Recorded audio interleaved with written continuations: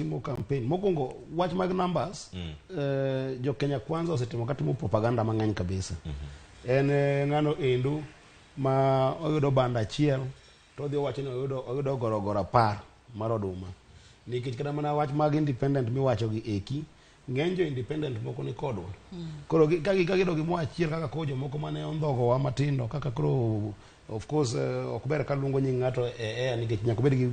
gi defense mechanism but it is public knowledge ni MP ma Ugenya no balo odhi kono endo but katiba to kuyie ne bedo kunendo bang almost 90 days kapok olokore koro jomoko ka gido ng'ato moro achiel to gigo koko mang'eny kabisa adiri mar wache ni kana ng'eny jo independent go eko ni mana gi Azimio kata makumae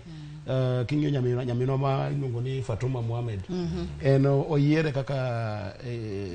women rep ma independent to en Azimio damu tiyo ka jo Kenya Kwanza claims jamoko ni gin kode to biyo nyaka buchewa kendo wan kodgi koro en miriambo en propaganda ma gibere kabisa to moloyo mano gimi penjo en wach ni bodhi chiko itene wan